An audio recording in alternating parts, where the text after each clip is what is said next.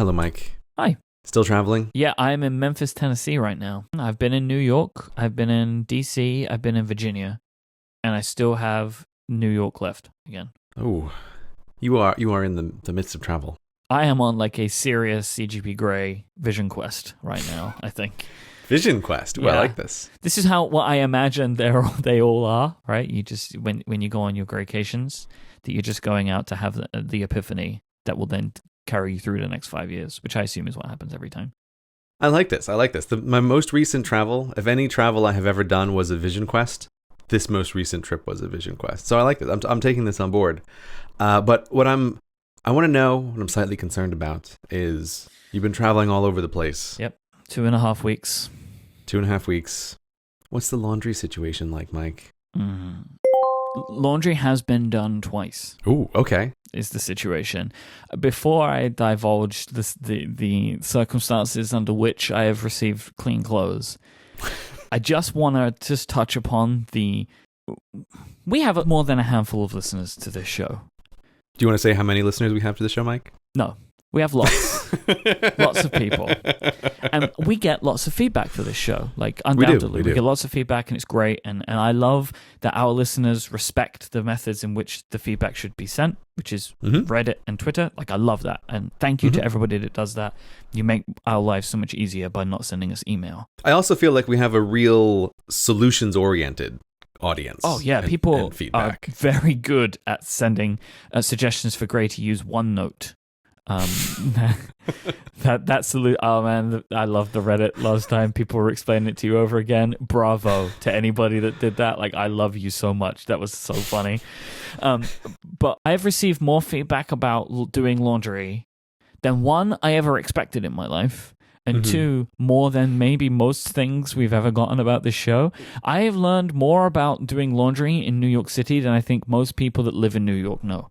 Like, so many ways. Like, laundromats that I can use. Laundromats that will do this stuff for me. There are apparently entire services created with apps in New York to deal with the laundry situation of people in New York. Ooh. It feels like New York has a particular laundry problem that I haven't worked out yet. That like there needs to be so many solutions, but there are like apps that you can use, and they will come and pick it up, and they'll do it and bring it back. Oh, that's fantastic! I know. There are also a couple of people that suggested washing my clothes in the sink. That's never a thing I'm going to do. No. I just want to let everyone know this. Like, so many things have to happen before I will wash my clothes in a sink with a box of detergent. I really never want to do that, because that just feels like, I don't know, like I feel like when I get to that situation, I've exhausted all other options, and there are so many more things I would want to try before washing them in the sink, including like going to a laundromat on my own and getting it all wrong. Like, I would do that before I would wash them in a hotel sink. I just don't want to do that. Yeah, I know that I have on occasion washed clothes in a hotel sink. I cannot remember the details, but it was exactly this, that it's like I would only do this under the most dire of circumstances, that there is no other option left. I feel like most times that anybody would ever do this is a time that they can't remember the details. Like, something terrible has happened. Right, exactly. And now the only option they have left to them is to pour some powder into a sink and like sploosh it around with your hand. Because I just feel like it's not efficient. Like, it's not effective. Like, I feel like that is a not effective way of washing the clothes either. So I feel like that I would try other things first. Yeah, I'm trying to remember what are the worst laundry situations I've ever had while traveling. And it's like, I can't remember the details of why I washed clothes in a sink. I know I've thrown out clothes on a trip because it's just like, oh, this is terrible. Like, I'm not even going to try to wash these clothes.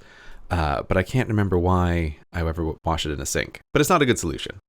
Yeah, I feel like I would be more inclined to go to like a supermarket and buy really cheap replacement clothes first, you know? But anyway, I'm sure that there are many reasons. Like, for example, let's imagine that I was going on a really important business meeting and I somehow spilt ketchup on my t-shirt or like on my button-down shirt, and it's the only one that I have, and I'm like in a pinch, and I'm just gonna go to the sink and use some to get a little stain out or something. I totally get that. But the idea of me taking 2 weeks of clothes and throwing them in the bathtub as a way to attempt to wash my clothes, that just doesn't feel like something that I want to do. Like, it just, because where are they going to dry? Like, I don't have any way of doing this. Like, I totally get that someone might do it for one item of clothing one time because of a disaster, but I'm talking about all of the clothes that I have for like 10 days, turning them over. And I feel like washing them in the sink is not the way to do that. It doesn't scale. So, okay, look, against all advice that I have received, except from you, all of the advice... I was going to say, I think except from me. All of the advice that I received, people told me to use any other solution than getting my clothes washed and like laundered by the hotel. Yeah, I do want to specify that I think I was clear in the last episode that getting it washed by the hotel is the laziest option. That this is why it is also my first choice is laziness. Okay, and this is why I did it because I in New York City I had my clothes laundered by the hotel. I did that. The reason that I did this is there's multiple little reasons that all ladder up to just laziness. It was the middle of the week. I realized that my planning had not been good, and I ran out of clothes quicker than I expected. Yep. So it was like the middle of the week that I was in New York. I'd already been in America for nearly 10 days at this point. I ran out of clothes faster than expected because also the weather wasn't as I planned it for. So I needed to have my clothes washed. I was heading out to a meeting, and it would have just been so much easier for me to have the clothes completed by the time that I returned in the evening, rather than having to somehow find a space in either that day or the next day, and then like needing to wear dirty clothes. And it just is like, I'm just going to get it done by the hotel. This was a mistake. This was a big mistake. Did they not clean your clothes? They cleaned them great. I've put a picture in our show notes, which I will also include for our listeners, of how the clothes were returned for me. Oh, yes. Look at that. Yeah, you get the nice little wrapped box. With blue ribbon on them, which was very nice. You know why you get your clothes in a little box with ribbons around it? Because of how much they charge you, Gray. Is right. why. So it feels fancy. And you know what? This is a trick that totally works on me every time I have it done in a hotel. My hotel, like when the laundry comes back in the little box with some tissue paper around it, I think, ooh, look at this. I got to feel like a Mr. Fancy Pants when I came back. Exactly. That was until I take the first box off the top and I am left with the bill. So leading up to this point, a couple of things occurred. So you have to complete the order yourself. You tot up all the things that you're giving to them, give them a total, and then you add it all up. Right. How many socks, how many shirts, etc. One problem that I had is there was no T-shirts entry on this form. So I went with undershirts as a thing, because I figured that's the closest to a T-shirt. Like, this isn't a button-down shirt. You don't need to be careful with it. You don't need to fold it in any specific way. So I figured I'll go with undershirts. The hotel decided that they would class them as T-shirts and then create a price entry, which is about twice the amount. So when I was filling out the form, it was already expensive. But when it came back, it was far too expensive. And of course, these forms say, whatever we say, you pay, effectively. So I am embarrassed, very embarrassed by the amount of money that I had to spend getting my laundry done. I have learned a very valuable life lesson. And I also think that the majority of my clothes were ever so slightly smaller than when they were sent off. And of course, the form also says, YOLO, that might happen, right? Like, might shrink a little bit. So right, they bear no responsibility for the laundry that they are cleaning. So I will stand with my arms extended, like out to my sides, to our listeners, and say, you were right and I was wrong. And I am stupid for doing this because I spent an embarrassing amount of money to have my clothes slightly shrunk. That's what I did. And I will never do this again. I haven't worked out what I'm going to do. Well, okay. I will never do this again for the amount of clothes that I did it for. Right? Okay. So if I have like a shirt that needs to be ironed and pressed and all that, I may pay $10 to get that done. But like I had a week's worth of clothes cleaned. I'm never going to do that again by the hotel. Unless like if I need to do it, so in the hotels that I'm going to next, I will check the prices, and if it's very cheap for some silly reason, it's not going to be. But it's never going to be. It's never going to be. After this, I started looking into it a little bit more. Like, why is it the price that it is? And it turns out because business people get this stuff done and just charge it to their company, and then they're good to go, right? Because it's all expenses based, so nobody cares how much it costs. Is Relay going to be covering the cost of your laundry, Myke? There is no way that I would present this bill to my company purely because it would be laughed at and I would never receive the money. I don't know, Myke. This is the lazy option. The lazy option, as is so always the case. The expensive option. I expected that. Right? I expected it to be more expensive.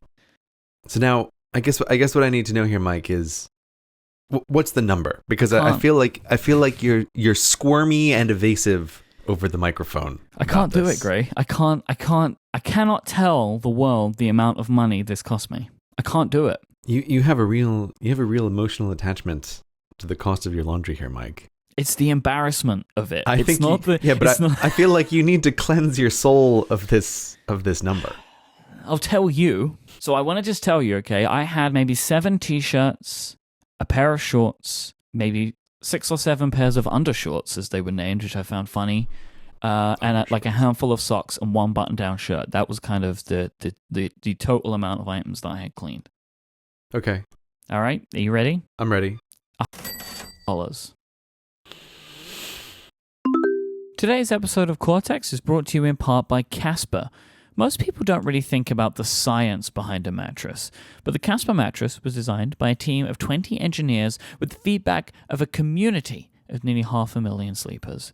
The Casper team are just a bunch of engineering nerds that dug as far as possible into the science of sleep, and then they developed the technology to deliver it. They've put their expertise into creating a mattress that combines pressure-relieving supportive memory foam with a breathable open cell layer for all-night comfort. And don't just take my word for this. Fast Company recently named Casper the most innovative brand of 2017, and the whole product makes complete sense. It comes in this box which you can open up, and your mattress comes to life. The box can be lifted upstairs. It's so simple, but they also do free delivery, right? So you don't have to worry about that. And if you don't like your mattress, they'll do free returns as well. You get a 100-night period to try out your Casper mattress, which is great because we spend so much of our lives on a mattress. It's nice to get the feel for it before committing. Casper's free delivery and free returns is to the US, Canada, and the UK. They will ship directly to your door in that box, which is impossibly small, and you'll get to feel the comfort every night when you're sleeping on it for up to 100 nights and then decide if that Casper mattress is going to be right for you. With Casper, you get to sleep on that mattress before you make your decision, which is so important, and you can take advantage of all the technology that are developed so you can sleep nice and comfortably, keep nice and cool at night. That's what the Casper mattress is all about. If you don't love it, they'll pick it up and refund you everything. Get $50 towards any mattress purchase by going to casper.com/Cortex and using Cortex at checkout. Terms and conditions apply. I'd like to thank Casper for their support of this show. Yeah, I don't know. That's getting your laundry done in New York. I don't think that seems too crazy. I can't tell people the amount of money. Look, Myke, if you need to, you can bleep that out, right? But you also have the problem that what I didn't specify last time when I was giving you the advice about do the laundry at the hotel. I'm used to really big numbers here because I'm always the guy doing the rush job with the laundry. Because when I'm traveling, I feel like this for me is one of these cases where when I am traveling, especially in the last couple of years, it is largely for business or for a particular purpose. And I feel like my time is valuable in a place, and also I just can't deal with the details of anything. And so I am often in the situation where I have totally forgotten about laundry until the last possible second. And then not only am I filling out their ridiculously mafioso monopoly expensive form about how much the laundry is going to cost, I also tick the box which says, I need it as soon as you can, which, as far as I can tell, just gives them a license to write whatever number they can in the little laundry field. Okay. So I really wish I would have been given this little piece of information. Because the thing is, I agree with everything you say. I think that part of the reason we're able to have these conversations is I agree with that logic, right? Like, Right. I had stuff to do, I didn't have the time, which is why I got it done in the first place. But Yeah. I just don't think that I was mentally prepared for the amount of money that this was going to cost me. So if I have bleeped the amount of money out, dear listener, just understand that I just don't want you to think bad of me, right? Like, understand that I was a man caught out by a system in which he could not control, and he did something silly, and he's never going to do it again, and we can all make mistakes. Because now I have done more washing, and I have completed that washing in the home of my co-founder, and I have used really weird machines that American people have. It's like, for example, we were talking about doing, Stephen was helping me with his washing machine. And I was like, yeah, I usually set it to 30 degrees. He's like, I can't, I have no idea. I can't help you. This machine doesn't go by temperature. And I was like, this is like this. And like, just things like when I was loading the washing machine, water was already in the machine. What is this voodoo? I don't understand. Like, with my washing machine, everything goes in, I close the door, I choose the temperature, and I press go, and then it starts. I was adding laundry to a machine that was already in motion. Oh, yeah, okay. It's one of those top loading agitator. Yeah, I know that. This is what I can't understand. Like, I don't.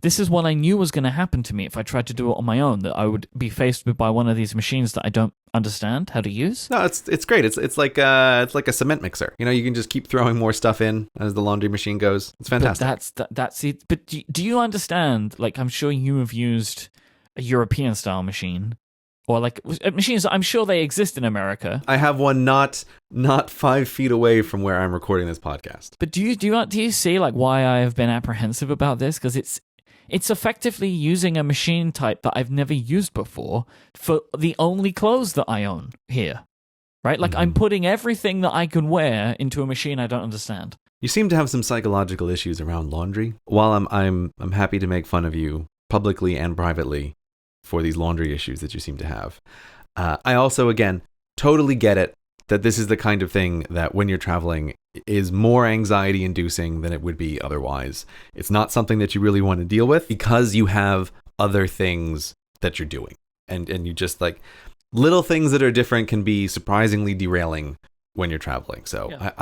I will make fun of you, but I am also, underneath, I am sympathetic. Because it's like, I'm not a Luddite. I can work these things out, but it is the idea of, like, I just want it to be done, and I don't want anything to go wrong, right? This is the thing. So I don't know how I'm going to wash my clothes for the rest of my trip when I'm back in New York, but I know I'm not using the hotel.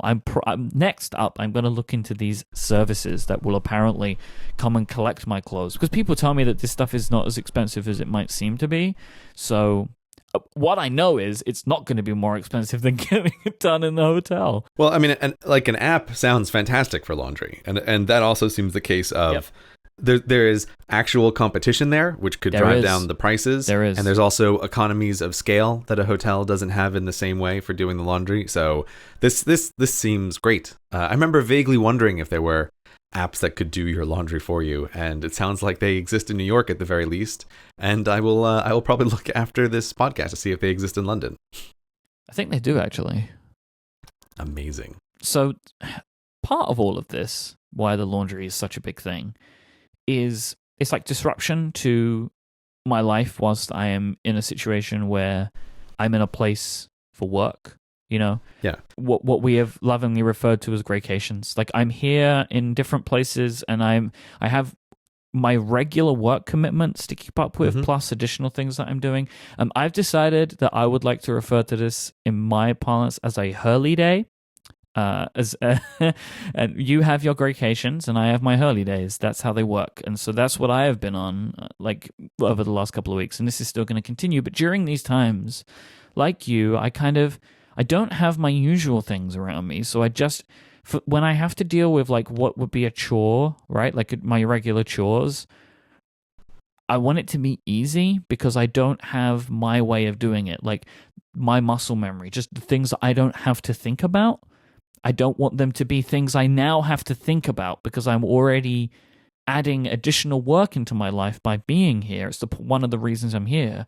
I don't want to then have to add this whole other layer of like relearning how to do things that I already know how to do. Right?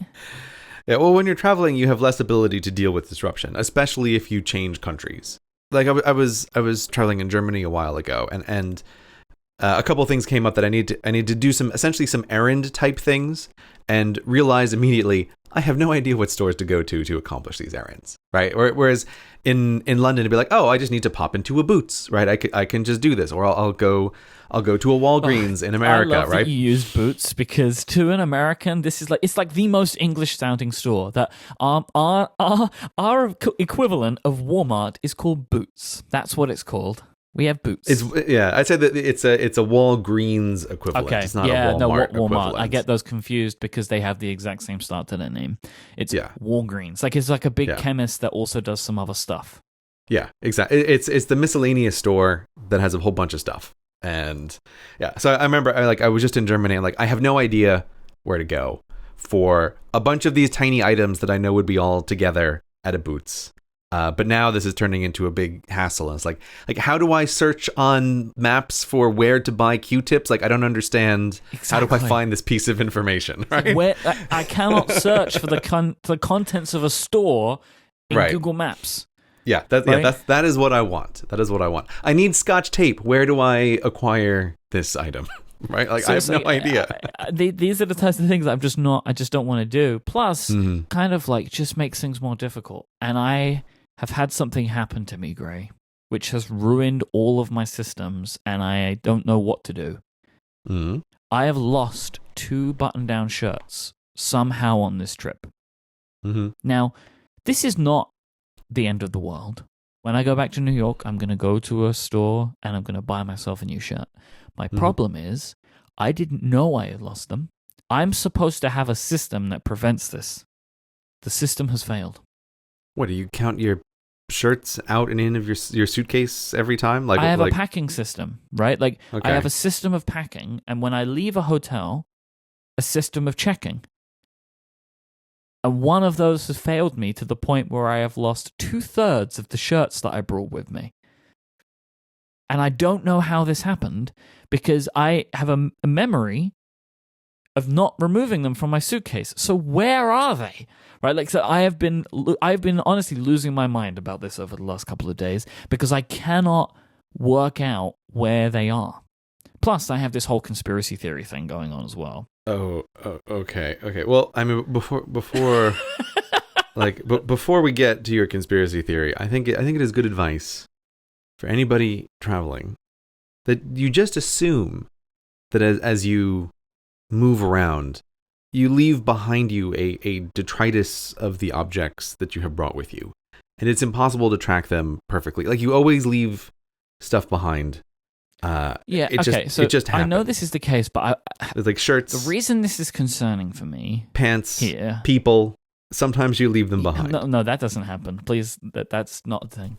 The reason this is concerning for me is because the system in which I use to ensure that I have packed my clothing is the same system in which I use to ensure that I've packed everything. Mm-hmm. And on this trip, I have a lot of relatively expensive audio equipment that is not easy to replace in a flash. And I may not realize I have lost something in this whole setup until it is too late and I am about to record a show. So, this is my concern, right? It's not that I have lost the shirts, because shirts are replaceable easily. And also, I can just wear something else, right? Like, I'm fine. But it is the concern that I have now that my system and my mental models of making sure I have packed everything have failed me. And that could result in the losing of something more important. When I am only halfway through this, and I have lost a significant amount of things already. What's your plan of action? Something else may be lost, Gray, and I just don't know what it is yet. I mean, you'll find out at an inconvenient moment. But what's your plan of action here, Myke? I don't have one. Okay. Did your system involve touching each of the shirts and counting them as you packed and unpacked them? Well, no, because I didn't have a number associated to these things. So maybe now I need to do that. But it's already too late now, right? Because I can count the number of things that I have, but it doesn't mean I have everything. This is the problem. I can only fix this for the next time I leave home. For where I am now, I can count everything that I have, and it will help me for the rest of the trip, but I can't count what's already lost, and who knows what's lost. It could be everything. I think it's very unlikely that it's everything, Myke. I think you have a suitcase full of things. I live with Schrodinger's suitcase right now. I feel like you have been traveling too long. This is a very long trip for you, and I'm at a heightened emotional state right now. Spiraling out of control. Right? That's what this is. Like this, I feel like I'm listening to a man on the edge, and it's like, oh, poor Myke. He was not meant to travel by himself for this long. I don't know if I was through supposed to, and yeah, I don't know how you felt the first time you did this, but like I have ramped up significantly, right? The most I've ever been away is like a week at a time, and I went for 5. I feel like I maybe went, I hurtled towards the sun, Gray, and I think I got burnt a little bit along the way. I can't say that I'm too surprised, because we have had some conversations about our various like relations with people, like in socializing and all the rest of this. And you have always said things that make me think like maybe you shouldn't be alone for a really long time. You're like, oh, you've asked me, oh, don't you get lonely? Though. So I haven't been spending the amount of time alone that you spend. We'll talk about that in a bit, but like the way that I have structured these trips, I'm not alone so much. Mm-hmm. It's just away from my usual norms, I think, is the problem for me. And I've overdone it. 5 weeks is too much. You're a creature of habit then, perhaps? Yeah, maybe. And you're all frazzled at the edges. You've got your fur sticking up in funny directions, like you're all ungroomed and missing 2 shirts. I was fine until the shirts. The shirts were what pushed me over the edge, because now it's like the things that I think are written down and set in stone, they're failing me now. And so now I don't know what to do. Like, I'm just worried that you're going to, like in another week, you're going to be like an obsessive compulsive vampire, constantly counting and recounting all of the things in your suitcase. But I don't know what to tell you, man, because you've got another 2 weeks to go. I enjoyed your choice of vampire. That was good. This was foreshadowing. It is foreshadowing, Myke. Foreshadowing. Yeah. Okay, so I have 1 week and 2 days until it all gets better again, and then I have another week.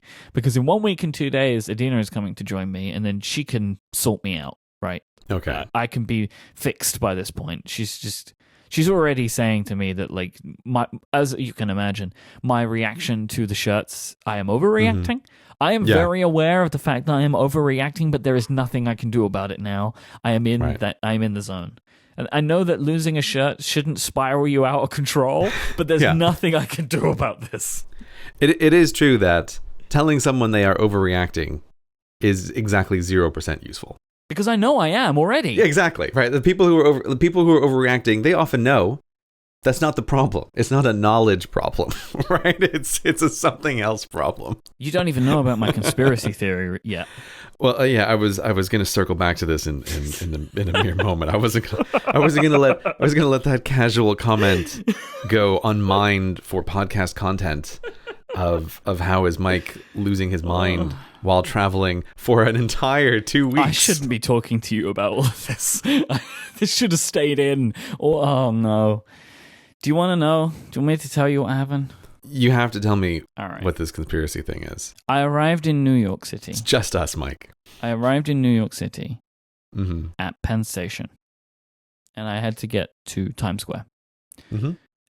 I arrived in New York City to atrocious rain. Like, it was really badly raining, right? Mm-hmm. I have a really heavy suitcase. I made my way to the subway. I think it's the first time I've ever rode the subway on my own. And that's like a whole other thing about how confusing I'd find the New York subway compared to the London tube. I will give you that one. Like, even as someone who had experience with the New York subway as a much younger self, it is a much less user-friendly situation than the London Underground. I won't necessarily say more difficult, I'll just say less user-friendly, I think is the way I would put it. I have become more adept at navigating it now, but like initially when I just thought that I was going to be able to just go, that's not the case. You can't just go. No. You can't just go, Myke. It's like, are you going uptown or downtown? You have to know. If you don't know, you are screwed. So I made my way and I did what I had to do, and I got to the hotel. I arrive at the hotel, having walked through the rain. I'm dripping right onto the floor of the hotel. Mm-hmm. I met with the check-in guy, and he has a sense of humor. He's a funny guy, and he's checking me in, and he's like, can I have your ID and your card? I'm like, sure. I give him my ID. I give him my credit card so they can do whatever it is they need to do with all that stuff. I don't fully understand why I have to give anybody my ID at a hotel, but like this is a thing you have to do in America. Yeah, I don't get that either. I don't know why. Like, just let me pay for. I paid you for the room. Like, I don't. Anyway. Yeah, it seems very strange. Like, do I need to give my ID at a restaurant? Like, why don't I don't understand why here you need my ID? But they do, and so they take the ID. And so he's checking me in, and he just says, "What is your email address?" And I said, "Why do you need my email address?" Mm-hmm. And he's just like, "Oh, we put it into the system." I was like, "No." Then he said, "What if you lose something and we need to contact you?" Oh, I see where this is going. Okay, yeah, I can see where the crazy begins. Right? Okay, yep. And I said to him, "It's okay. Like, I will, you can contact me in other ways. Like, I don't want to give you my email address." And he's like, "Okay," and he's making these jokes. So there is a part of me that is like, did he steal my shirts?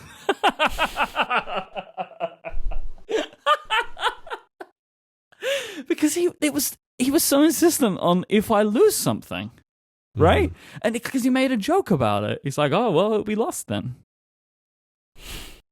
I can. And the thing is, Gray, here's the thing. Mm-hmm.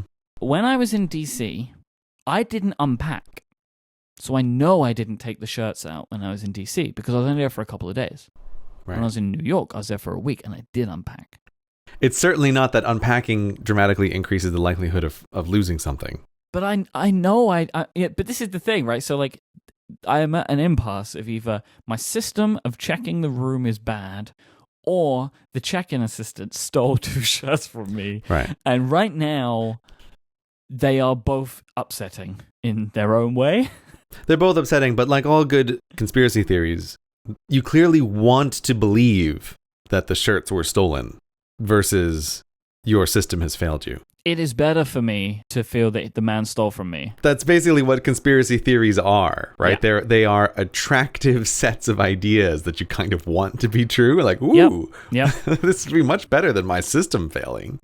I would far prefer it.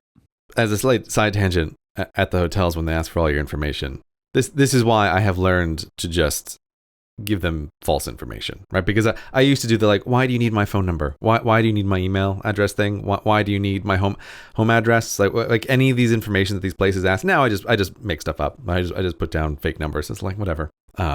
Never has caused a problem, and it just gets us past this. You want to build your email list, like hotel I will never visit again. That's what's occurring here. So yeah, I just give them information that's not true. That's fine. Just a fake email address, Myke. That's what you need. Yeah, but then they would email me if I lost the things, and it would never come back to me, would it? They might at least call. But look, if there's something important at the hotel, they can get in touch with you.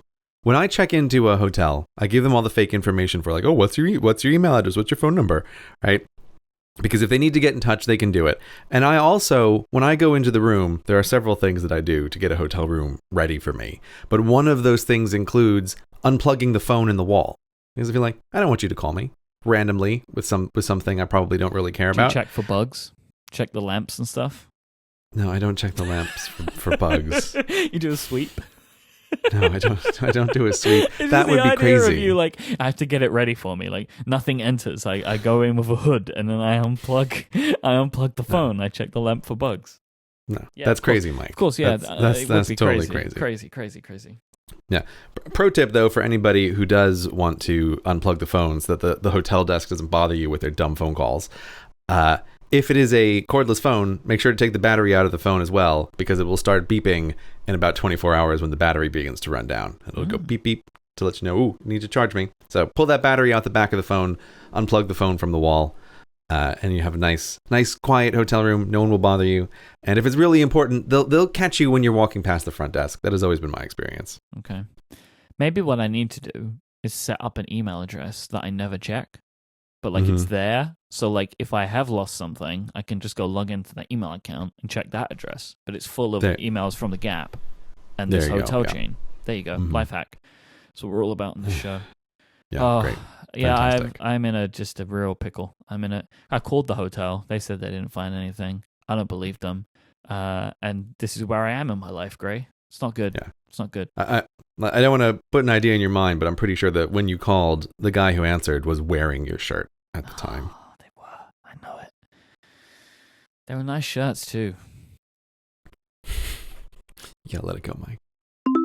This episode of Cortex is brought to you by Squarespace, the simplest way for anyone to create a beautiful landing page, website, or online store. Start building your website today at squarespace.com. Enter offer code Cortex at checkout to get 10% off your first purchase. Squarespace puts all the power you need into your hands and takes away the pain points like worrying about hosting, scaling, or what to do if you get stuck. And with Squarespace, you can build a website that looks professionally designed regardless of skill level, no coding required. Speaking from personal experience, you can take one of their templates and tweak it to within an inch of its life. They make just about everything customizable, and all you need to know is how to select colors or tick or untick options. It's really fantastic. All of their site templates are stunning to look at, and they all feature responsive design. So you can just make the website on your computer, but it will also look good on people's phones and tablets, and you just don't even have to think about it. But this is just getting started. Squarespace has tons of awesome other features, like 24/7 support with live chat and email, a commerce platform which allows you to add a store to their Squarespace site, cover page if you just want to build a single page to show off your portfolio, there's a special feature just for that, rock solid, fast hosting, and so much more. If you sign up for a year, you'll also get a free domain name, allowing you to choose exactly what you want your site to be called. Squarespace plans start at just $12 a month, and you can begin a no credit card required trial today. Just go to squarespace.com and give them a look. And when you decide to sign up for Squarespace, make sure to use the offer code Cortex to get 10% off your first purchase and show your support for Cortex. And thanks to Squarespace for their support of this show and all of Relay FM. Squarespace, make your next move, make your next website. All right, Myke. Tell me now, I know we've had a fascinating discussion about your slowly unraveling mental state, but what are you doing in America right now? Yep. What are you there for? I want to know. Tell me. So many things, Gray. So I have attended a pen show. Of course. Do you know what a pen show is by now, right? Like, you know.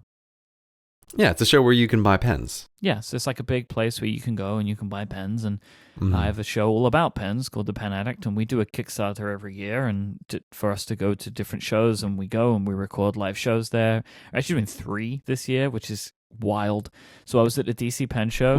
Wait, are you doing 3 live pen shows? Is that what you're saying? 3 live episodes of The Pen Addict because of the Kickstarter campaign. It's a North American tour. We're going to be in Chicago in October. That's amazing. That's fantastic. I live a really weird life. It's kind of beautiful. I was in DC for the pen show, then I went to New York, and that was just purely like I'm waiting. Like I was in like a holding pattern because I'm in Memphis right now, which is where Steven, my co-founder, lives, and we get together every year because it's Relay FM's birthday in August. We're actually going to talk a little bit about that at the end of the show. So, but it's good for me and him to get together every year because we get to work in the same place, which is just nice, but we also get to like think about our company, you know, and talk through stuff like that together, which is really useful. And we kind of set some goals and set some objectives and some things we'd like to achieve in the next year. So that's always a good thing to do. So I've been here for that, and I leave Memphis in a couple of days. But before you zoom on though, so you two are hanging out as co-founders of Relay. Yep. Together. How long are you guys spending together? A week.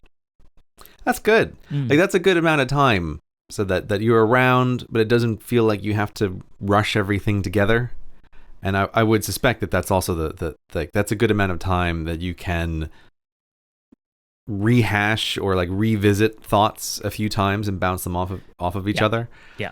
Because I think it's really interesting that you guys do this. Like I know people who are essentially like remote co-founders of various things, but I know very, very few people who do we're going to be intentionally together as co-founders on a regular basis thing. And I think that's such a great idea, because It's so important. yeah, it really, really is. It really matters to be in person to discuss things like this, and especially when you own a company together. Yeah, like it's so easy for us to work remotely, right? Like it Mhm. works perfectly. Like our business is structured and set up to actually be more effective because it's remote. But for us not to get together with the explicit idea of talking about the company and thinking about it and being like that seems like a really just obvious thing, and like to not do that seems like it would be a real mistake. Like we see each other a lot every year, but it's in other circumstances. There is another Mhm. thing happening, so an idea may pop up or whatever, but in this time, like I'm here, I'm staying in Steven's house with his family. Mhm. We're spending like we're the best of friends, right? So like it's also nice to do that. But whilst we're also at the zoo together, I can mention a thing, and it's like, oh yeah, that's a really good idea. We'll talk about that, and then we Yeah. can come back to it later on. Because ideas, if you work on anything, no matter whether it's just your job or a side project or whatever, ideas they happen all the time of a thing. You're like, oh, I've cracked it. Or, oh, I've had Mhm. this great idea. And being in the same physical location as the person that should hear those ideas is very valuable. Very valuable. Mhm. No, I think it's great that you do it, and I wanted to focus on it for a moment, because I feel like, when you and I meet up for lunch on occasion, you will often make reference to like, oh, I was thinking about this thing, like when we were together as co-founders in Memphis, like you and Steven were, and it's clearly a time that has like a value that is much greater than just the raw days that you're together. Yeah. And I think like it is working remotely. It is fantastic for the day to day, but the impression that I get is like a lot of the sort of big picture vision for what you want for Relay and for your company comes out of this time each year. Oh, it really does. It really, really does. I mean, and also we launched a redesign of our website, and that was really useful for us to be in the same place when we did that. Ah, yes, the new Relay website. It looks gorgeous. Yeah, Myke. it's really good looking. It's very good looking. It had nothing to do with me. Did you not hand draw all of the Nope. pages Nope. for the website? Nope. Nope. You Nope. didn't do that? None of it was my idea, but I love it. It's fantastic. It's really well done, and I think it represents our company better than the previous website did. I think it looks really great, and it was really fun and scary to all be in the same place whilst that was happening, and then like putting out all the fires. It was good. But that was like doing that in the same place is way better than it happening, which would have happened when I was sleeping in London, is when it would have happened. Yeah. And then as well as that, like I've like doing this show, like I'm recording in Steven's studio for a few days. Like I'm doing all of my regular work and we're together, and it's been very valuable. Like we do it every year and we'll continue to. Like it makes so much sense. It makes so much sense. So you're in Steven's studio right now. Are you surrounded by Macs of all kinds behind me decades ago? Is shelving full of old computers, like just this big shelving unit with lots and lots of things on it. Like I can look at old iPod Touches and old Macintoshes, and they're everywhere. I can't imagine that any listeners are unaware, but in case they aren't, like Stephen Hackett, your co-founder, must have one of the largest private collections of Apple equipment in the world. Like that has to be true. I think in the condition that he has them, yes. I mean, to the point that he has literally donated large sections of his collections to museums like the Henry Ford Museum. So the Henry Ford Museum has one of those little plaques that says, "Oh, this historical Mac was donated by Stephen Hackett." Like like you see those plaques in museums when like I think it will do eventually. Yeah. I think that they're still preparing them, and it was every color of the iMac G3 Stephen had an incredible project where he put them all together, and then at the end of it, donated them to the Henry Ford Museum. So yeah, he has quite a collection. It is really crazy. Listeners, if you haven't seen it, we'll put it in the show notes. But Stephen Hackett's YouTube channel has a bunch of videos where he's showing off various portions of his collection, and it is impressive to see, and it must have been. I can't imagine how much effort had to go into getting all of the different pieces that he has. But because he has so many, he can do very fun videos sometimes. Like when Apple released that ridiculous book of all the things they made. Like I love that he made a video of the physical objects with the pages in the book. But it's like, how many people in the world could match them up? No one can do that, right? Who has the stuff? Well, he does. Like including a selection of iPod socks. Like he has all of that. Yeah, it is. This is a very interesting setting to record shows in. Yeah, so I wanted to visualize where you are. So you're surrounded by all the Macs. That's where you are at this moment. I'm in a room in Memphis, Tennessee, surrounded by computers that are mostly older than me. Maybe not mostly. I'm older than I think I am. Some are older than me, not all.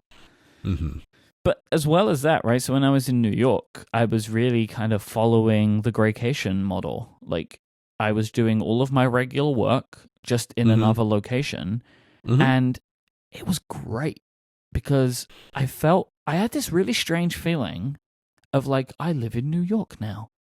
Like a couple of days in, it was just this really weird feeling of I have taken my life and put it here. Plus, New York is a great place to do this type of thing. I know I mentioned it before, but I'm going to mention again that I really do think, like, obviously, Gray Industries does not have a co-founder, right? So I don't go someplace with a non-existent co-founder. But I do think that a change of location is an important part of doing a trip like this, where you feel like you're going to have a dedicated work time. Like I really think the location change matters, and that's why I used to just go to different hotels in the same city, and now sometimes I go to Amsterdam or I go to other locations if I can make it happen. And that thing that you've touched on, that this sort of almost tricking your brain into creating this illusion like you just exist in this other place, I really think that it is important, that feeling of existing somewhere else that I think doing your regular work really helps bring about. It kind of opens you up to thinking about things in a little bit of a different way. Like it's interesting to hear that you had that feeling of like, oh, I exist in New York now. And that was definitely a thing, like over the summer doing a whole bunch of traveling. Like I had that a bunch of times, like a very particular, what I'm doing now, this is just my life. Like it feels almost a bit like you're a different person, which lets you look at problems in different ways, or sometimes think of solutions that wouldn't have occurred to you in the normal day-to-day routine of your life. Yeah, I mean, I know that you have, I think, mostly established Amsterdam as like your place, right, where you go for this stuff. Yeah, Amsterdam is really good. It's interesting because Amsterdam is really good. It for me, it has a bunch of reasons why it works really well, but I am also aware that has also become a little bit of a downside. Like I almost know it too well at this point, and so I feel like I have a little bit less of the novelty experience than previously. But it is the place that I have gone the most to think about stuff long term or try to reboot my working process. Because I think that New York really works for me as this place, because everything is super accessible on foot. A lot of it, right? Like you can just, I stayed in Times Square for the week, and being there, it's like, well, I can just walk down to the coffee shop. I can go get some lunch. I can go get some groceries. And also, I have a lot of friends that live in New York as well. So all of my evenings, I had stuff to do. Like I wasn't just being like a recluse, because that wouldn't work for me to be on my own for a week. Of course. So I had lots of lunches and dinners, and I'm going back to New York, and I'm going to be there for like another 10 days. Before this thing is done. And I have loads more planned, right? Loads of people to go and meet, loads of companies to go and visit. Like it's it's a good place for me to be because I can take the time that I need to do what I want to do, but then also still actually interact with other humans on a frequent basis, which if I am away without a dinner, I need to be able to see people. Like just being on my own for multiple days at a time, seeing nobody that I know would have a not so great effect on me. Like I can do a couple of days and it's great and it's useful, but just having a dinner or a lunch every day or two with somebody that's very useful for me. I mean, yeah, New York is it's an absolutely fantastic place for that. Like the convenience of it is just perfect. And if you know a whole bunch of people in New York, like that makes it even better. So I'm glad that you're enjoying your Hurley day. Oh yeah, you said it. In New York, you're finding it productive. Uh-huh. You're being a very busy boy in New York. I am. Are you having any time for your regular work, or are you just visiting people and taking meetings? Yeah, I've been able to do all of my regular work, which is good, and I've been doing some thinking about my fictional project. And I have a much better sense of what that will be now. But what I also know is if I'm going to do what I want to do, it's going to take me a really long time. Are you going to write a novel? No. Again, like a lot of people have been suggesting and asking more about this, and like all I will want to say right now, because it may never happen, is that it will be an audio-based thing, right? Because I want to apply my skills in a different area. Like I couldn't write a novel. That's not something I could do, right? Like that's just nowhere near my skill set, and it's not a skill set that I am really interested in taking on right now, because I feel like I can apply the skills that I have to something else, right? Like I can go ahead and make something fictional. And I will say a lot of people have guessed exactly what I want to do. It's not a novel, though. I'm surprised. It's not a novel. Such an avid reader as yourself, yeah, I would expect that you would want to write that I wouldn't do that, right? Yeah, like it's super strange that I wouldn't do that. I still have so much travel to do this year as well, which I'm excited about. Well, you said you're going to Chicago in October? I'm going to Chicago in October, where I'm doing 2 live shows. I'm doing a live Pen Addict and a live Connected, and then I'm going to a conference called Release Notes. And then I'm going to be at PodCon in December. I am a featured guest of PodCon. Oh, look at you. Very I got fancy. My face on the page. There I am with all these fancy people. Face on the page. That makes it official. And I'm there. I'm going to be there. I don't know what I'm going to be doing yet, but that is something that I'm really excited about. It is the podcast version of VidCon. I've wanted something like this for a long time, and I am excited about it. So I'm going to be there, and I'm going to be doing something. I'm hoping to do some panels and stuff, but like all of that's going to be worked out later. And I'm going to be in Romania for Christmas, which is the first time that's happening. It's my first Christmas outside of England, so that's going to be interesting. You got a lot of travel going on, Myke. Yeah, there may also be one more trip in here yet, but it's not decided yet. Man, if you're going to do all this travel successfully, you really have to sort out your system. I hate you. I'm just saying, with the broken ass system like you've got, you're not. Yeah, I think you got to work on that before you can do this. I don't want to talk to you anymore. Today's episode is also brought to you by Blue Apron, the #1 recipe delivery service with the freshest ingredients. Blue Apron's mission is to make incredible home cooking accessible to everyone while supporting a more sustainable food system. Every single Blue Apron meal comes with just the ingredients that you're going to need. They're pre-portioned, they ship just the right amount, so you'll know exactly what needs to go in each recipe, and it also reduces food waste as well. Every meal comes with a step-by-step, easy-to-follow recipe card to help you make that food at home, which is fantastic, by the way. Being able to cook for yourself, you learn great skills, and you get to taste great food. It's a nice thing to be able to do, to put these meals together and eat them yourself, share them with your loved ones. That's what Blue Apron is all about. And for less than $10 a meal, you will get seasonal recipes with fresh, high-quality ingredients that will help you make these delicious home-cooked meals in 40 minutes or less. And it's no wonder that Blue Apron, with their high standards of ingredients, are creating a community of home chefs. Right now, you can cook food like meatball pizza with fresh mozzarella cheese, sauteed shrimp and green beans with globe tomatoes, spinach and also pasta, or maybe even basil pesto chicken with summer vegetable panzanella. You can choose from a variety of recipes every week, or let Blue Apron's culinary team surprise you. There's no weekly commitment. You get them when you need them. You can check out this week's menu and get 3 meals for free with your first purchase, including free shipping, just by going to blueapron.com/Cortex. You're going to love how good it feels and tastes to create incredible home-cooked meals with Blue Apron. So go to blueapron.com/Cortex to get started today. We'd like to thank Blue Apron for their continued support of this show. Blue Apron, a better way to cook. Are you there, Myke? No comment. Oh. Yep. Myke doesn't want to talk to me. You're having a timeout right now. This is what's happening. Oh, okay. I'm having a timeout. Mm-hmm. Yeah, because you can't give me the silent treatment too effectively on a podcast. Exactly. This doesn't really I work. would like to give you the silent treatment right now, but it's a really difficult thing to do. Yeah, and even if you did, people listening in Overcast, Smart Speed would just make your silent treatment totally ineffective anyway. Exactly. So, It would just make it a treatment, which is not silent at all. It'd be no silence at all. Uh-huh. But I know how to bring you back. Mm-hmm. I know how to bring you back, Myke. No, you do you? Yeah, I know how to get out of the timeout, Mm-hmm.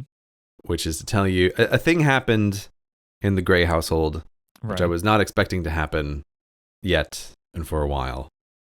But there is now in the house a TV. Mm-hmm. Wait, was there a TV before? No, there was a computer before. Wow, now there's a TV. Okay. Yeah, there was an iMac that was a TV. Uh-huh. So now there's like a TV, like a grown-up TV, Like a real right? TV.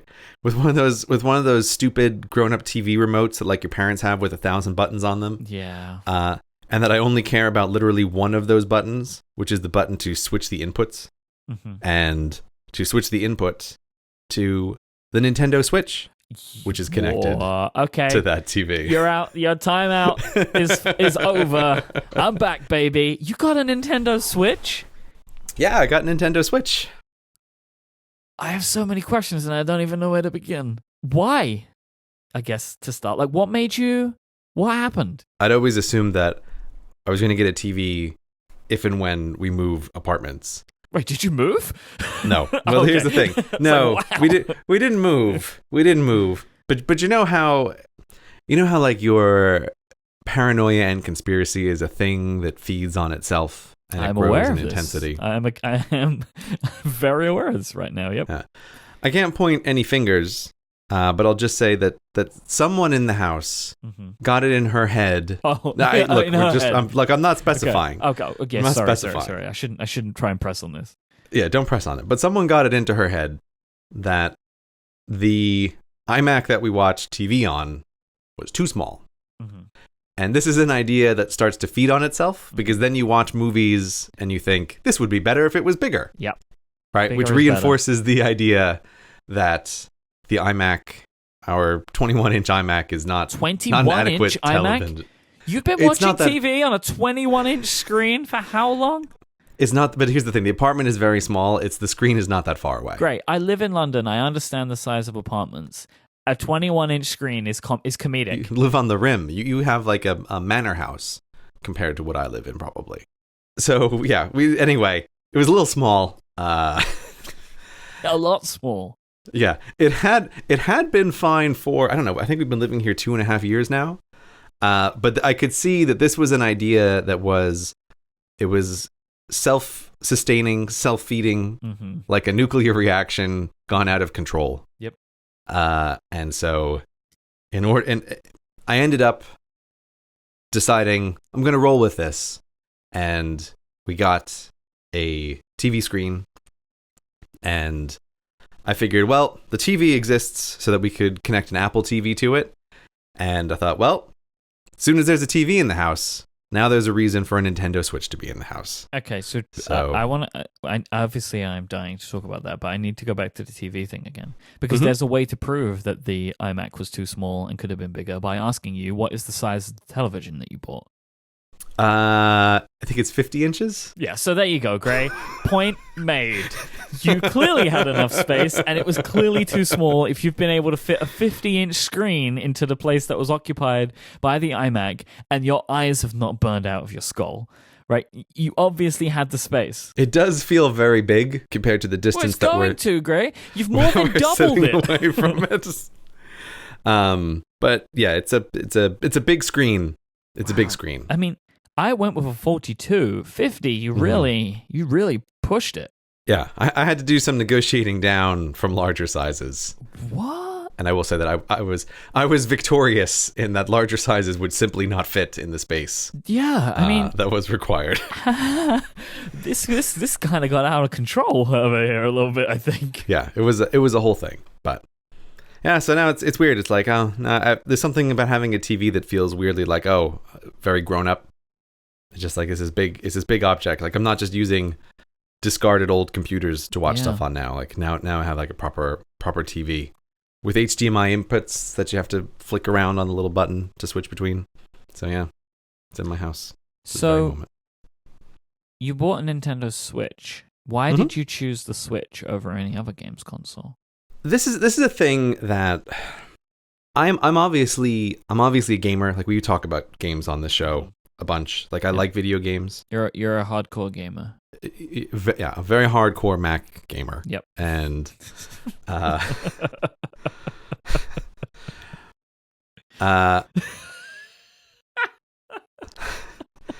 you having a good laugh over there, Myke? Is that very funny? Yeah, people can look at my streaming YouTube channel to see my amazing gaming skills. Yep. Other people in my house are not necessarily the same level of gamer that I am. Like my wife, for example, just to pick a random person who lives in the house as well. She's not really a gamer. Like every once in a while, she'll get into something for a little bit, but it's always very temporary. But we've always had this idea that it would be fun to have a gaming system that you can play with somebody else. And I think on that list, like Nintendo just has always been like the thing that is clearly the best for people.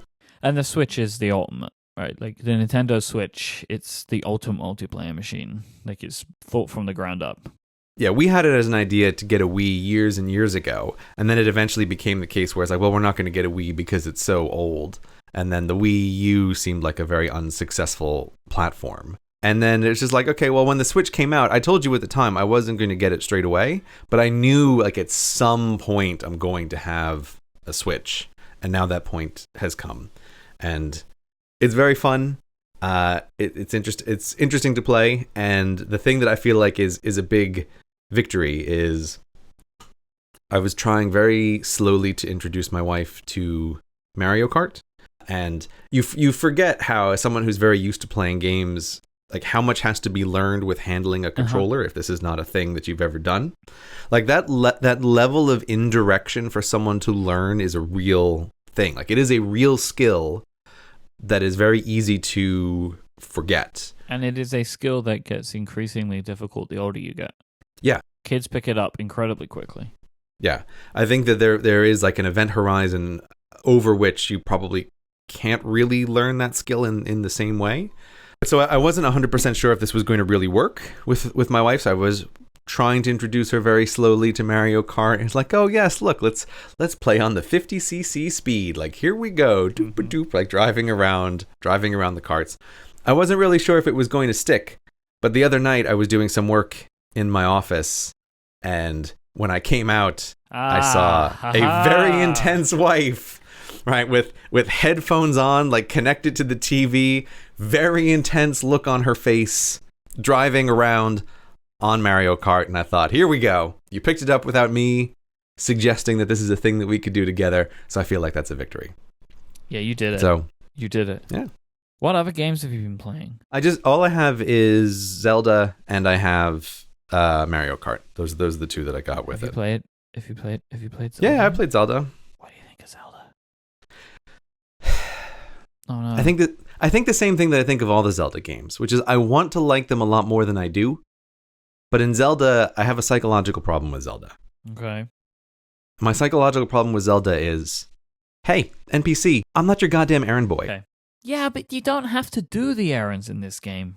But everybody's telling you, like, oh, you got to go over here and bring me the thing. And it's like, oh, I'm going to give you the Sword of Destiny, but I need you to find me 4 chickens first. And it's like, find your own goddamn chickens. Okay. It's okay. I can help you with this. But you know what I mean? Like these villagers, we've all supposed to be working together. But you are approaching... Ganondorf's going to destroy all of Hyrule. Just give me the sword. You are approaching this game with too much Zelda baggage. Oh, you can ignore it. You can do whatever you want. The entire world is open. Just go. You are like, the issue that you are having is mostly self-imposed. Like, there are missions for you to go on, but you can effectively just walk into them. Like, just go. The game is open for you to explore. If you want to right now run into Hyrule Castle, you can actually do it. You can run to the final boss if you want to. Like, you can start the interaction. You will die immediately. Yeah, but I feel like that's a false choice. No, because I know people that have, like, very early in the game run into the castle and picked up a sword that they shouldn't have and teleport out again. Like, you can do that in this game. It's what makes it probably the best video game that I've ever played. Like, it is completely open for you to play in. Just stop talking to people, and you will enjoy this game more. Because you really don't. I completed no side quests, and then just went and completed the main story. Maybe I should try that, because I do feel it's like, all these people to talk to, and like words. Like, you've all got your little problems, and you all want me to fix them. They split up the quests into, like, main quests and stuff. Just follow the main quest line in your objectives, and I mean, yeah, of course you have to talk to people to advance the story, but it's less of like, I need this sword. Can you find it? Or like, I've lost my chickens. Can you route? It's not really stuff like that. And the things that you do, they don't feel so errandy. You actually do feel like you are completing a big grand story, which includes. No, it already feels like a lot of errands. It's like, I want to give you the magic thing, but you need to get the blue flame for me first. Yeah, the blue flame one is a bit annoying. But I can help you with this, but you got to get me seeds. I need magic seeds first. Well, just don't even do it, man. Just go for the big, like, elephant. Like, just run for it. Like, you can do it. You're just gonna die immediately. If you go for the end. That's the whole point of the game. I mean, here's the thing. Like, I understand. Like, this is the structure of these games. This is how these things work. But I know this is the kind of thing where it's like, I play them for a little while, and I find that my half-life of patience runs dry very quickly. Yeah, with these kinds of games. The thing is, I have been this guy, which is why I have never completed a Zelda game before this one. But I've played less of them, so I have less baggage. I think that you may be approaching this game with a Zelda mindset, which I think if you break, you will enjoy it more. Maybe. I think I've only completed one, which is the Game Boy one. It was all a dream. Spoilers for Game Boy Zelda, I guess. I think it was all a dream, which made me feel cheated. It's the worst story ending. Any story that ends with, and he woke up and it was all a dream, but he looked to the side and there's a memento. Maybe it was real all along. Like that. If you end a story that way, you have failed. You have failed at story writing. It's terrible. I'll give Zelda credit for being beautiful.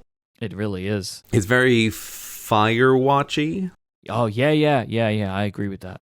That's like the art styles are very similar. Firewatch, highly recommend for people if they haven't played it. I like games that have a little story like that, like a game that's a little evening adventure and then it's over. It's not 1,000 years of running people's errands like Zelda is. But yeah, no, the art style is very similar when we think of that. It's good, and it's just interesting to see with the Switch. I think that like Nintendo's signature move is our equipment is underpowered, but we're using it very well. Like, I feel like that's always what Nintendo does. Yep. And so far, I've been pretty impressed with the way things look both on Mario Kart and on Zelda, given the actual specifications of the device that is connected to the TV. Like, it's pretty impressive. So I've been liking it quite a lot. But it's been 90% Mario Kart, 10% Zelda. Spend more time with Zelda. I have some other game recommendations for you, though, and some things to be excited about. Please do. Are you a Sonic person? I'm happy to try some Sonic. Have you played any Sonic in your life? I like vaguely when I was a kid. I played Sonic. So there is a game. It's just come out on a bunch of different platforms, but it came out like a couple of days ago called Sonic Mania. Mm-hmm. And Sonic Mania is been developed. It's a Sega game. It's an official Sonic game. But the person who made Sonic Mania had been making like Sonic fan games. And they were so good, Sega hired them, and they were like, make the next Sonic. That's what you want to do when you're hiring a thing. It's like, find someone who's doing it amazingly for free and hire them. And the Sonic franchise has struggled really badly over the years as Sega have attempted and failed to modernize Sonic, right? By putting him in like 3D worlds and stuff. This is a old school, may as well have been on the Mega Drive looking Sonic, and it is sublime. It is so good, and it's like £15. It's absolutely fantastic. I recommend that one. And Okay. there's a few games coming out some point this year that I think you'll be excited about. Have you ever heard of Stardew Valley? People have recommended it to me, but I don't actually have any familiarity with it. It is a farming simulator type game, close to Animal Crossing in a way. And I think that it is a game that you will probably end up liking because you're just farming, right? Like that's kind of the idea, but it's in this like cool kind of retro art style, and there are like little missions and things that you can complete, as well as just tending to your farm and growing the farm and building the relationships with the people in the town. And it's a game that has been incredibly popular on Steam, and it's coming to the Switch at some point this year. That's one. That's one I think that you should keep on your radar, because I think that you would like that game. Knowing the type of work games that you like, this is like a really popular work game. So that's one. Farming. I don't know. It sounds boring, Mike. That doesn't sound like it could be fun. Sound as exciting as trucking. No, it doesn't. Not even close.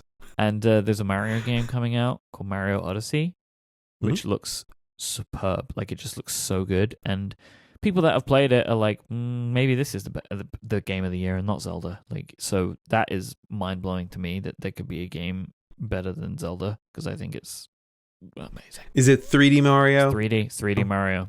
I know. I prefer 2D Mario, but 3D Mario games can be good, and this one looks really weird in a great way. So I feel like in my own gaming history, where Nintendo and I parted ways was with the N64 and with 3D Mario. Interesting. Like I never crossed that bridge. The perspective change. Yeah, and it is also a thing genuinely in the Zelda game that I just find it sort of like we were talking about before, that there is a real skill to learning how to indirectly control something in a video game using a hand controller as opposed to iPad games where you're just touching things on the screen. I think there is something about the like separate camera control versus character movement that I never feel perfectly comfortable with it, and it is a thing that catches me out in Zelda all the time as well. Is the like, oh, I need to turn my guy and turn the camera at the same time. Like I find it weird and kind of, I don't want to say clunky, but clunky is kind of what I feel about it. Yeah. Whereas like I much prefer, like I wish there was a button I could press where it's like, can I just go into first person mode with Zelda? Like, why do I have to look at this guy? I don't want to look at him. Let the screen just be my eyes, like it's Doom or Quake. Like that's what I want. But so that's why I'm not super thrilled to hear about a 3D Mario. It's like I never crossed that bridge. And the N64 and we didn't get along. We weren't really friends. Super Nintendo, that was the peak for me, and that's where I left Nintendo. Well, I'll let you know what I think of it when it comes out. But that seems like it could be an issue for you. I think it could be. Myke. I'm pleased that you have one, though. Yeah, I mean, honestly, just for Mario Kart, it's worth it because Mario Kart is so fun. Like it really is. But I have to say, it is interesting because we were talking about pricing models last time about apps going subscription, like or doing pay up front, and it is a funny thing to have a gaming system back in my life, which I haven't had since the Super Nintendo, and to see the prices that are required for like real in-depth video games that are not going to have in-app purchase bullshit inside of them. And it's like, I remember as a kid, like video games felt really expensive, and the Nintendo Switch does bring that back to some extent. It's like, oh boy, these games are expensive. Yep. But I really feel happy to support that kind of stuff. Like I would much rather pay a bunch for a game and not feel like I'm being nickeled and dimed to death in the game. And it's like, but if you want to make a game company that is sustainable, it's like you're going to need to pay a way more than you're used to on the iPad for these games. So it's like I forget exactly what the price of Mario was, but it was like whoo. But I'm happy to do it. It would have been in probably around £40 or something. Like it's a full, that it's a sounds full about ticket right. game, right? Like you're Yeah. paying a big price, but these are experiences that won't exist otherwise, and I think they're worth it, right? Like Exactly. I strongly believe in it. Yeah, that's what I mean to emphasize is like if you're used to iPhone games, like the Nintendo Switch is an expensive proposition, but like one of the reasons I like Nintendo is like they feel very worth it as a company. Like they make interesting things, they make really fun things, and I think Mario Kart is just a great example of that, of like a game that can be fun with a bunch of people, that can be relatively approachable and fun for total newbies. So I am very happy to give Nintendo my money when I have the opportunity to, and so now I've done it with the Switch. Talking about things that you pay money for and get really good value out of, Gray. Oh, look at you. Look at you, Myke. So we only ever talk about this once a year on the show, but it is possible, if you would desire, you can contribute your hard-earned money to this show and to other Relay FM shows. Relay FM has a membership program that has a bunch of benefits. You get a behind-the-scenes newsletter of everything that's going on at Relay FM. We give previews of upcoming shows.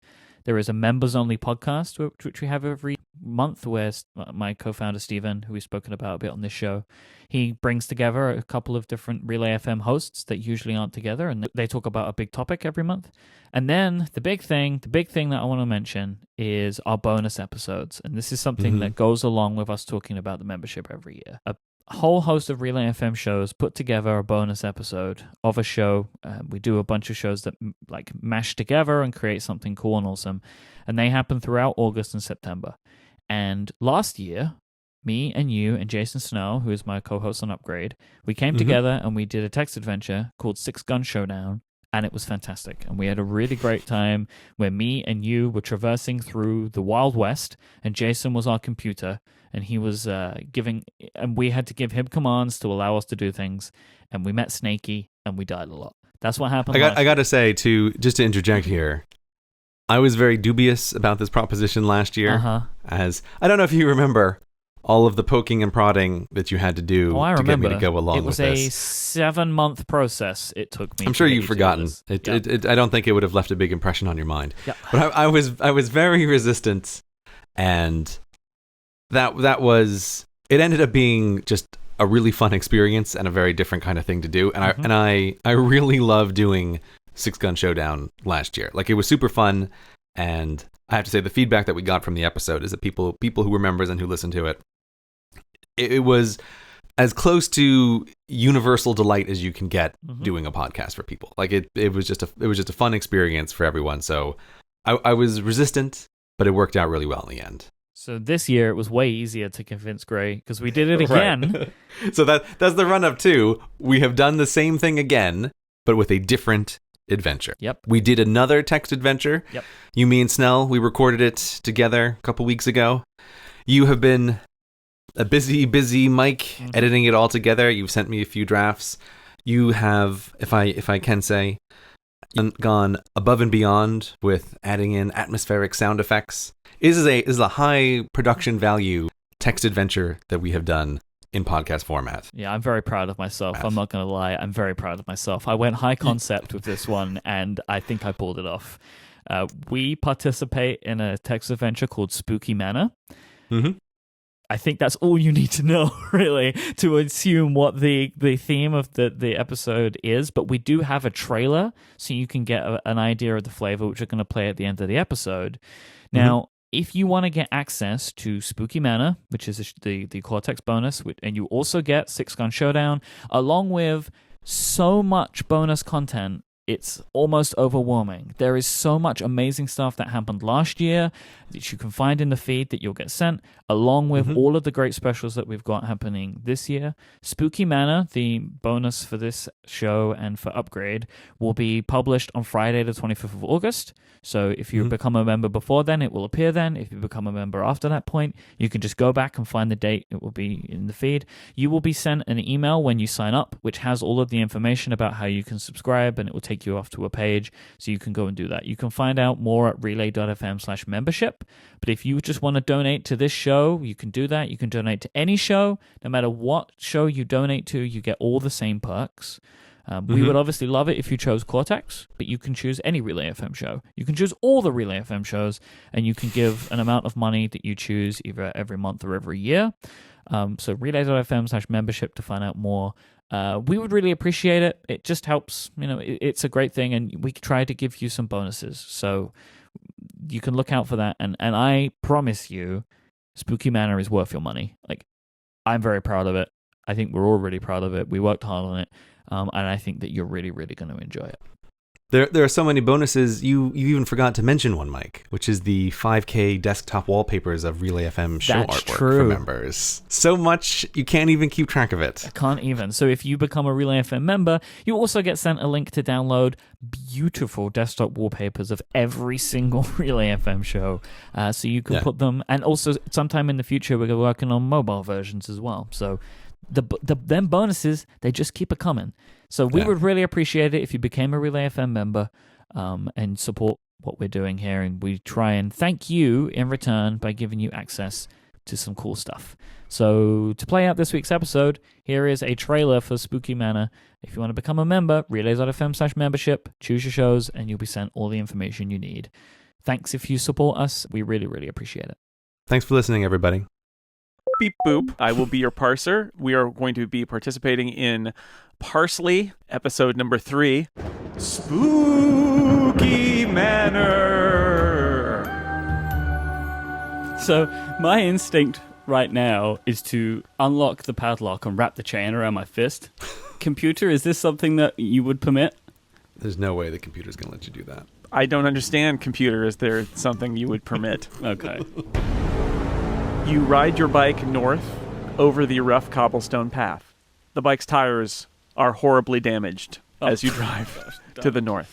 Yep. So you look at your tires and think to yourself, oh dear, how am I going to get home now?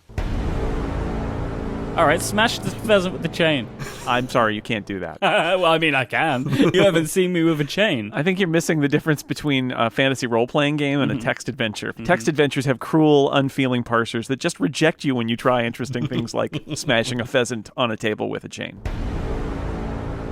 Okay, exit crypt.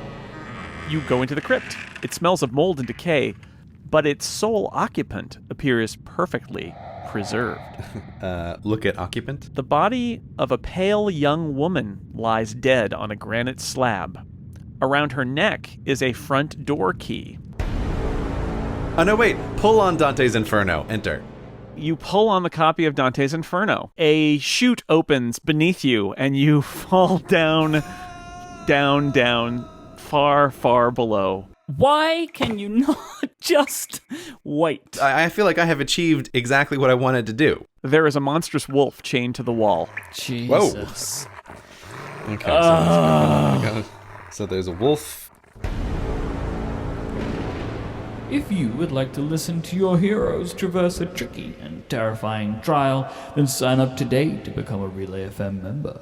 Go to relay.fm/membership, select any show you like, but of course, it should be Cortex, and you'll receive a link to our special bonus content, including a Spooky Manor.